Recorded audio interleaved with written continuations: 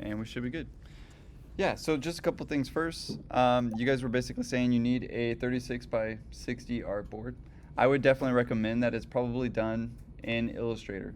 To be fair, it's just gonna probably be the easiest, and since you only have one page technically to print, it's probably the best, right? You could technically use InDesign, honestly, probably just about the exact same, at least for what you want to do in terms of composing, right? But the first thing that we could do is, of course, actually set up our page and go 36 inches, and of course a height of 60 inches. Keep in mind that could always change if you needed to as well, or if you needed multiple artboards of that, you could also. But once you hit create, of course, it's going to produce a template for us. Hopefully. Kind of just standing there. Am I not connected to the internet? Oh, there it goes. Pretty much it, right? I mean, we can do Command R for rulers, right? And we can actually even verify that, yep, 36 inches by 60 inches, or in our case, 56 is right there. So, not too shabby. I just wanted to show a couple things that might be actually useful. For the most part, it's pretty easy to put something on here. However, I'm just going to put some kind of random architecture image. Again, for the sake of tutorial, not so much what you should actually put on your boards. But in our case, when you do want to put something, we'll go to File, Place, and of course use that. In my case, I'm going to find some presentation that I was making. SAC, teach way too much, design 3, was it graphics 3? I think I had some exercises in there. Kind of get some site, I don't know, just put basically some stuff in there. Man, where's my lectures? Holy.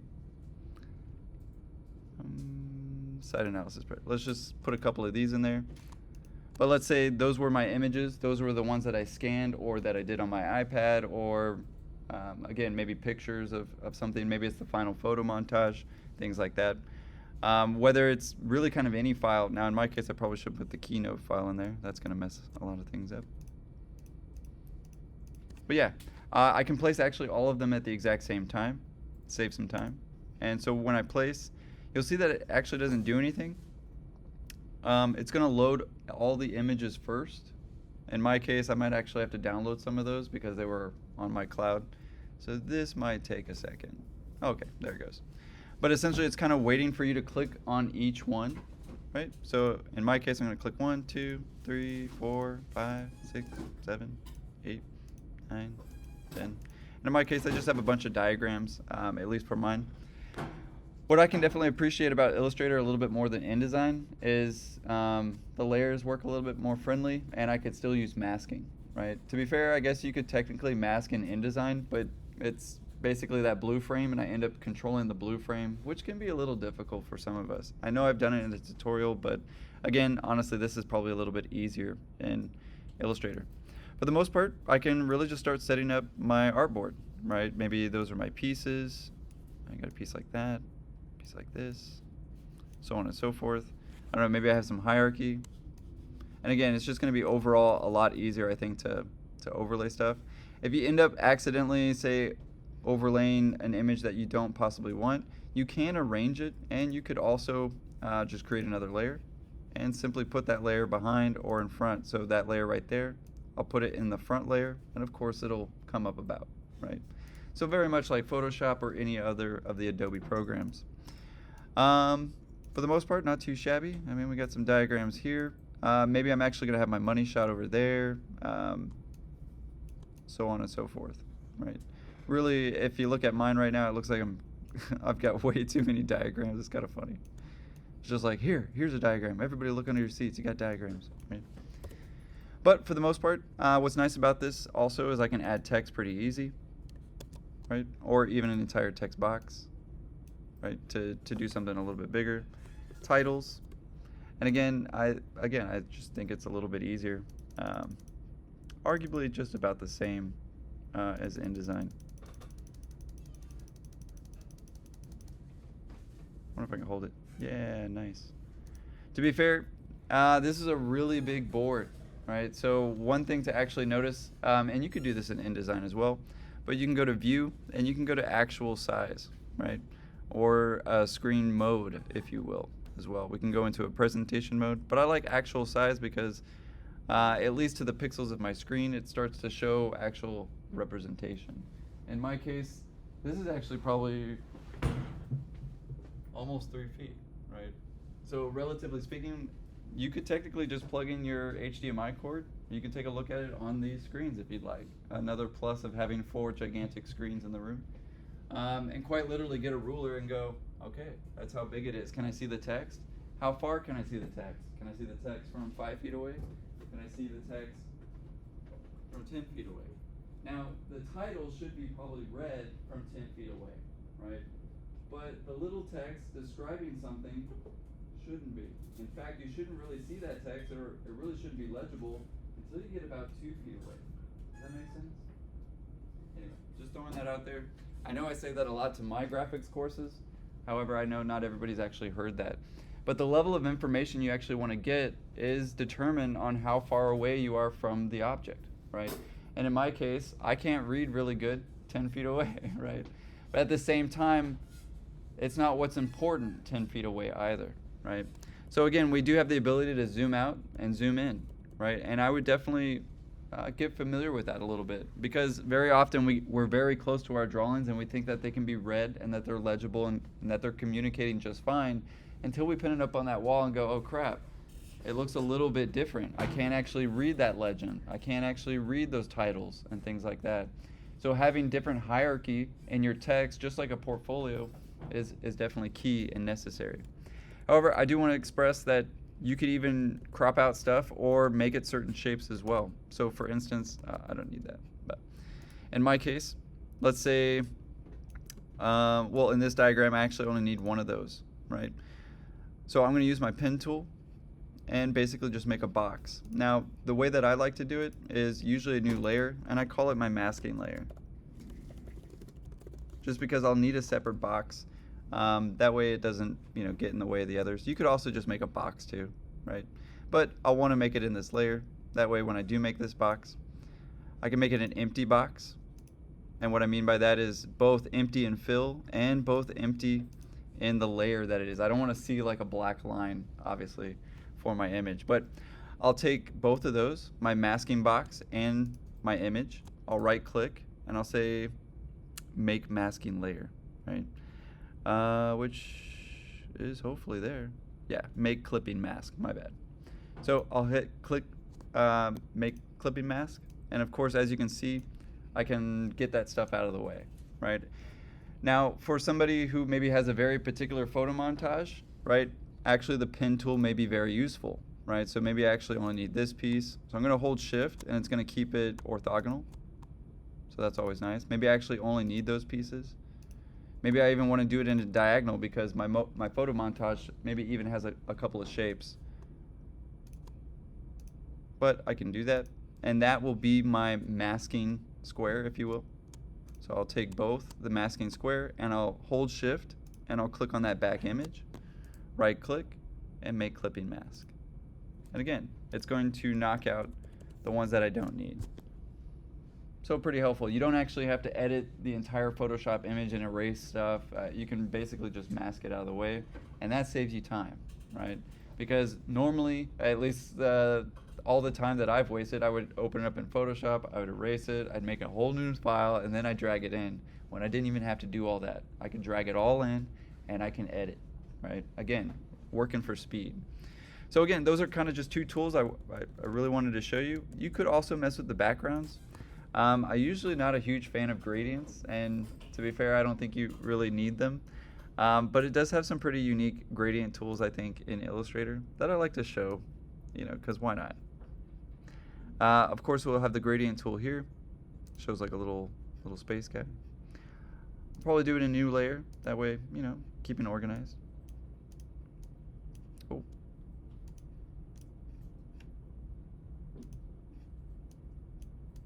Well, I thought it was easy. That might be it. Yeah, it's like, hey, I'm drawing it. There's nothing there, though. No? Oh, maybe it actually has to be applied to another object. Let me try that first. So for instance, a box, piece, gradient. No. Oh, I mean, there's the gradient tool right there as well. But it does actually have a lot of options. You can do it radially, which is pretty cool. But I just kind of want to throw that out there just because a lot of you guys try to do kind of too much for the background when it could be really actually quite simple and a little bit more sophisticated because of it. So for instance, you know, I can add other colors. I can even add other spots and things like that. And we could do this to an overall piece. So for instance, I could take my piece, make it a little bit bigger.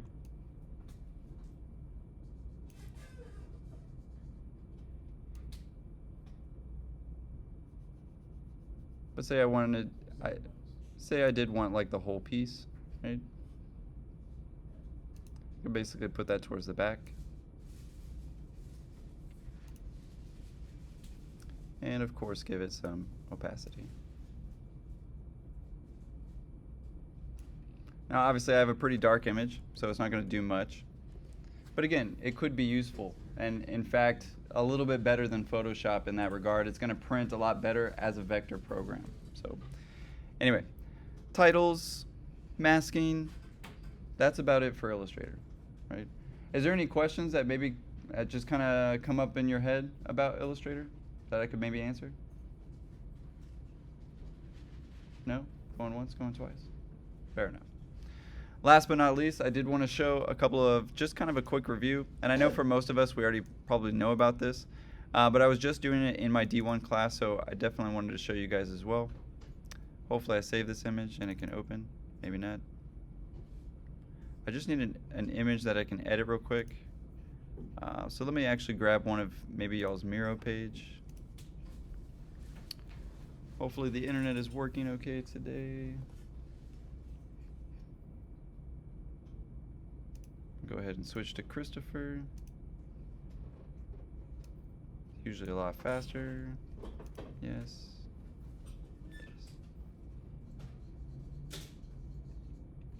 There we go. So I'm just going to grab one of the images that I saw needed a little bit of help. Also, by the way, you may have noticed I did some grades last night.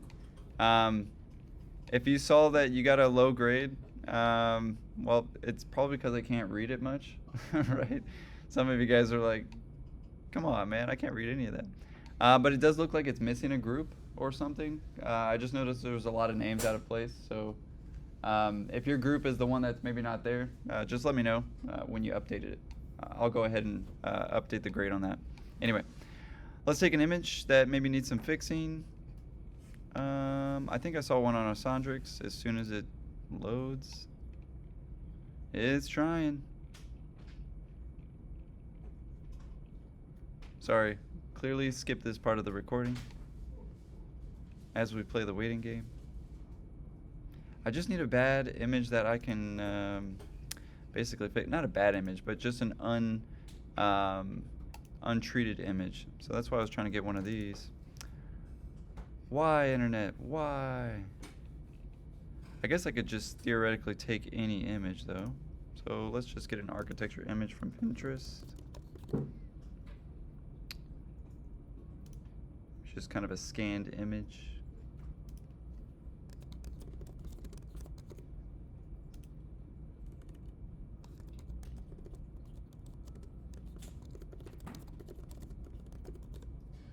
Oh, come on.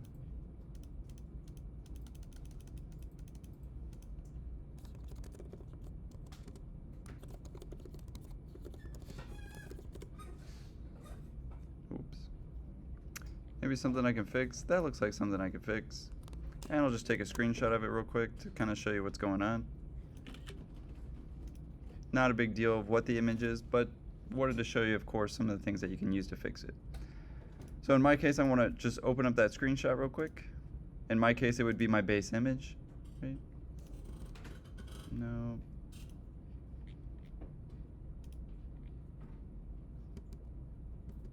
Man, where's the one I just took?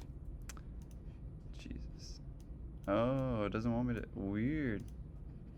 What a weird image. Let's try that again. Oh, okay. I know where that is.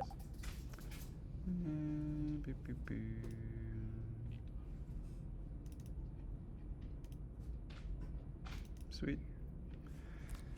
So for most of us, we probably already know this, but you can use curves, levels, and brightness to really make an image pop. And I can't tell you how many times you want your image to pop, especially in your portfolio, because it usually gets a little bit smaller than it normally was, right? But a couple of things. So say for instance you have text in your drawing. You can always highlight something, and like say you have a person there. You can select everything, and especially with the AI, you can actually say remove person and stuff like that. And very often you can remove text or watermarks or honestly any kind of text that you see on stuff, but it doesn't look like my app is actually connected to my phone right now. Anyway, it's basically saying I'm not connected to the internet. That's okay. Anyway, just kind of wanted to show that you can remove stuff, right? Especially unwanted things from your drawing by simply highlighting it. And as long as you have the latest Photoshop, and you guys all have access to it, but it could be a matter of actually installing it. You can remove text, watermarks, people, cats, dogs, power lines, all kinds of things, right? Especially if you don't want them in the photo. You just have to be a little specific, such as highlighting it and going remove power lines. It'll usually figure out actually what it is. So again, another time saver in that regard. However, for like something I was seeing on a Sondrix and a couple of others was really just the quality of the scan, right? So when we scan, usually we get a weird background with the, that's all around the scan and everything like that. So I'm basically comparing this weird background with that situation. In my case, I'm gonna hit, bless you, Command M or Control M. This is gonna bring up the curves panel, as long as I'm clicked on Photoshop. Aw, man, now it's kicking me out of the whole program. Are you serious? Hold on. Let me open it back up. What was that? Absolutely. Sorry, mine's like not connected to the internet, so it's saying that my version's ungenuine when that is not the case. Let's open that up again. Sweet. But yes, it's Command M as in mom, or you can go to Image, Adjustments, and Curves. And actually today we'll just be talking about really these four. Really these three is probably the most that I ever use in Photoshop. I'll definitely start with curves. I can use my white eyedropper tool and my black eyedropper tool.